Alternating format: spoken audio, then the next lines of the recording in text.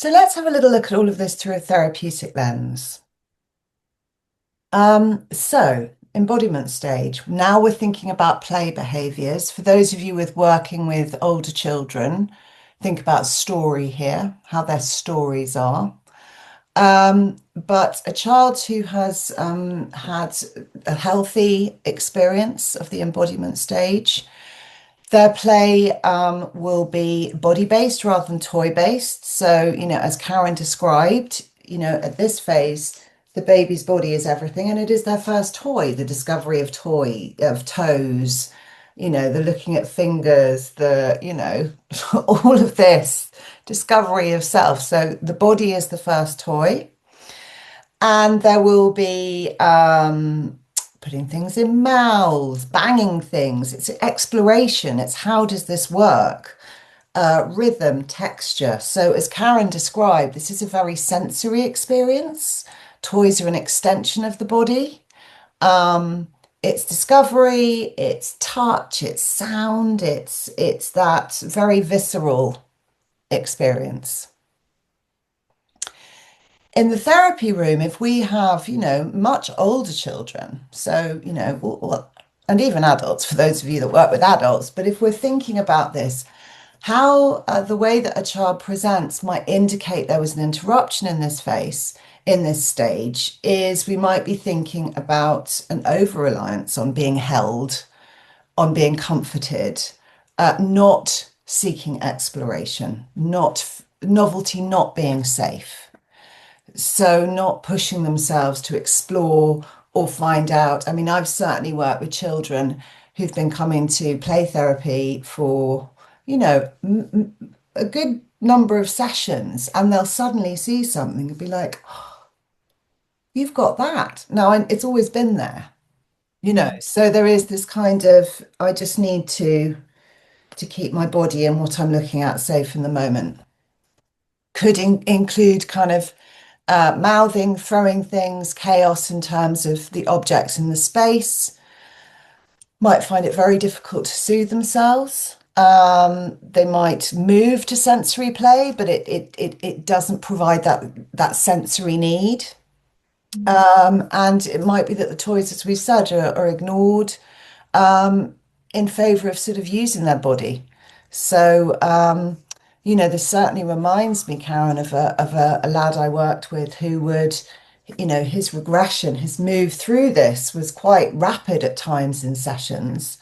And if there was a sense of overwhelm, if I hadn't, well, in all honesty, if I hadn't done a good enough job in that moment of keeping within that window of tolerance where he'd been overstretched, then it would be a case of sitting on the floor and just moving to this position. And we're talking here about an 11-year-old boy.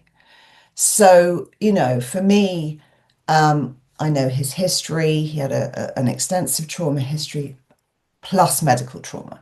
So, his body really had been violated, underheld, and overheld all at the same time, too much.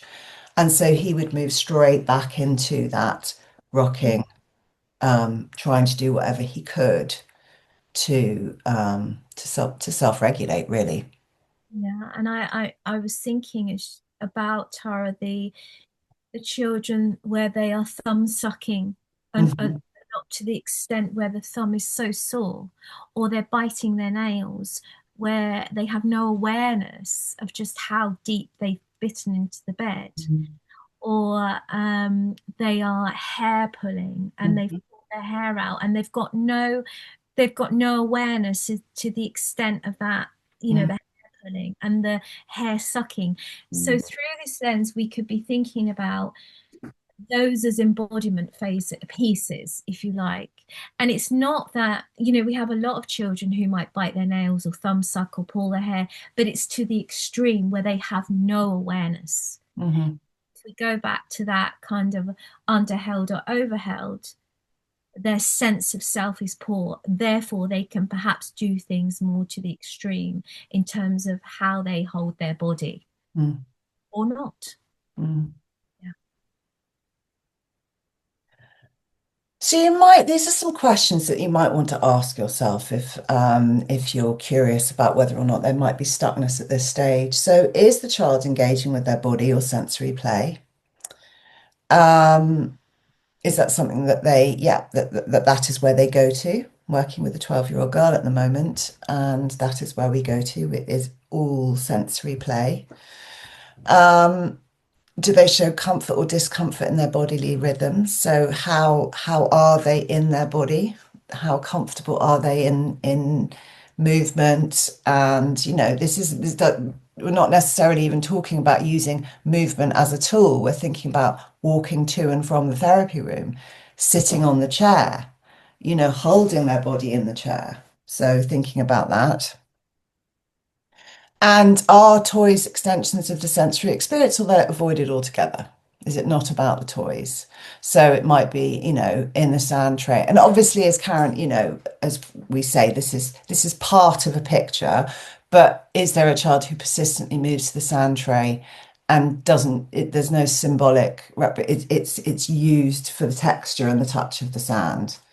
Now, again, I must insist that we're not saying that if a child does that, they're necessarily stuck at this stage, but we're just asking these questions. So, in response to this, we are thinking about their sensory world. We are thinking about their body as their toy.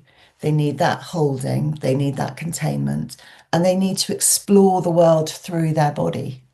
So we might be thinking about, sensory experiences. We might be thinking about drumming, movement, singing, rocking, or it could be, the offering of these different toys. It could be, water. That we know what we know.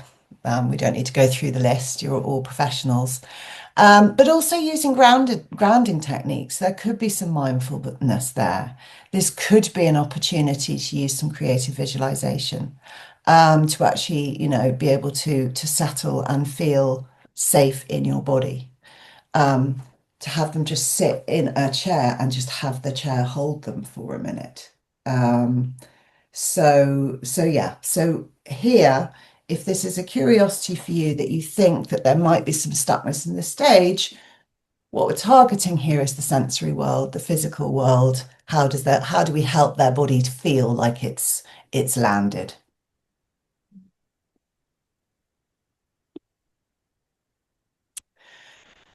So P stage behaviors. So healthy play, as Karen has said, this is where symbol starts to come in. This is where the child, it starts to be able to externalize their feelings onto the toys, onto you even, that they're able to show how they're feeling in a felt sense of safety.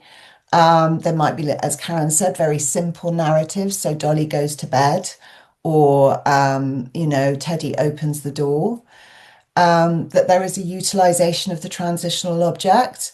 Although, again, not every child who hasn't had a transitional object is going to be stuck in this stage. So we also need to say that. But we're holding that as a potential tool that might help if a child is stuck in this stage. So if there's been an interruption here, it might be that the toys remain literal. And again, we're not thinking about neurodivergence here necessarily. So we're thinking about a child where there isn't a an additional diagnosis, because we have to obviously think about case conceptualization. But there's no symbolic transformation. They're not able to symbolize the toy as something else. It might be very repetitive. There might be sustained interaction with it. There might be no sustained interaction with the toys. So it might be a flitting from one to the other to the other to the other. We see that a lot in the therapeutic space. The transitional object is not used effectively, which means in a way that it isn't actually a transitional object. It's just the thing. There's no representation of a safe object onto it. And it might be that when you have, a room with multiple, a big toolkit, that might just be too much and they just become paralyzed because they don't know how to utilize it. Um, And when we think about the teenagers in this stage, because, obviously they're not going to be playing with the toys as a 5, 6 year old would generally, although if we've got regression, absolutely. But what we're really thinking about here is how they're making their mark. How do they then, for example, they use the paints? Mhm. Is it a really, is it a very present mark, or is it a very kind of light touch where the mark is invisible? Mhm. Is it that when they make something clay, for example, they make it and then they chuck it away because they don't want to look at it. They might say, "Oh, it's rubbish. I don't like that." That's all about how they projected Mm. themselves into whatever it is, but also how they're holding it. Mm. And if they haven't gone through this stage, then the likelihood is that the mark making is going to be very, very faint, almost invisible, or they can do it, but they can't hold it. Mm. Mm.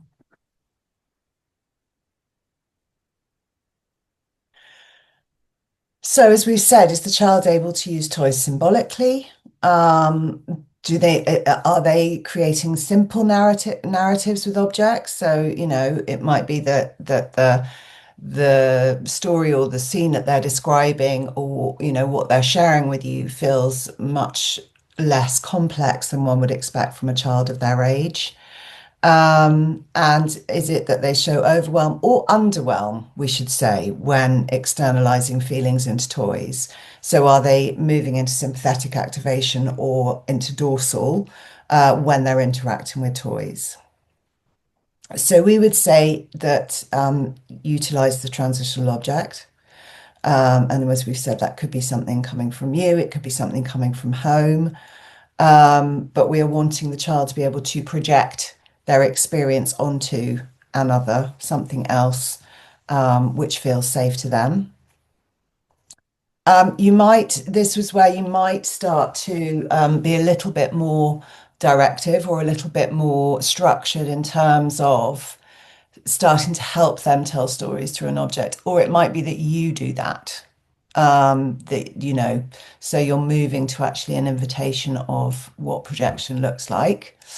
And you're going to be modeling it as well. So you might be sort of thinking, oh, the bear looks lonely, or, this puppet has a sad face, or whatever, whatever. So you're actually starting to, and obviously through reflective functioning and mentalization, you're also doing that with your client as part of your therapeutic practice.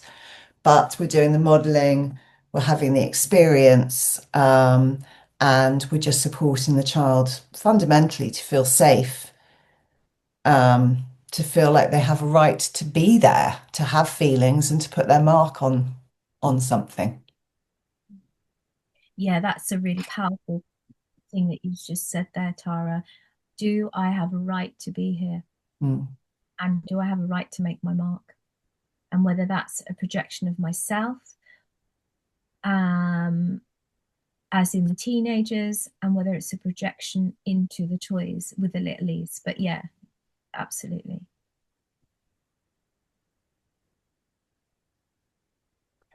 And then finally, with roll stage, so here there's flexibility, as we've said. We've got more complex cortical functioning here. So storylines are more dramatic. There's improvisation, there's negotiation with others in play, you being the other, probably, unless you're doing group therapy. And the client is able to move between roles. And will give you different roles, and it's able to be adaptive. Okay, so here we can start to think about traumatic play, can't we, Karen? So we can start to think that if there's an interruption, there's going to be repetition. So perhaps trauma looping here. The bad guy always wins. The story collapses. It can't be sustained. It's too much. Um, there is only one role taken, and it is insisted upon that you stay in that role and that there is no flexibility and you can't change it. themed. There might be dominant themes. And actually, it's not dramatic play. This isn't dramatic play. This is solitary. You might as well not be here. There's a going through the motion. There isn't, it's moving into being real rather than role, Mm. if we look at this through a trauma lens. Yeah, and it through a trauma lens, this play is more static, isn't it, Mm, rather than dynamic. And what we mean in this instance is it's dynamic play if it's kind of got a vibrancy about it. And mhm, you kind of can really sort of feel that energy. mhm, Whereas a static play through the trauma lens is it's very, for want of a better word, it's quite dark, mhm. quite, dark and heavy and really very, very almost murky. There's something very shadowy about it. It's not playful. It's not playful, you're right, because it's about real life, Mm, elements of real life. mm, mm, Mm. mm. And so here, well, we're going to have a look and see, but here we want to be thinking about window of tolerance, window of tolerance. And again, it might be that we need to be a little bit more structured in terms of supporting the client to move into role, move into attempting to take on role, but helping them hold that, communicating safety.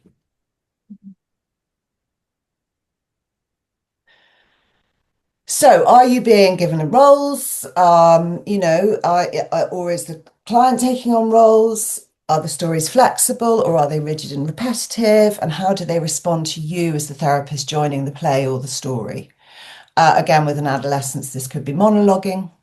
It could be a refusal to tell you the story in the first place, or within that story, there's a young person I'm working in where, you know, if she wasn't challenged by me a little bit, it would be the same story each week about the circle of friends at school that are bullying her, and that is where the story would persist again and again and again. So needing to join her in that story from a position of curiosity to expand the narrative a bit.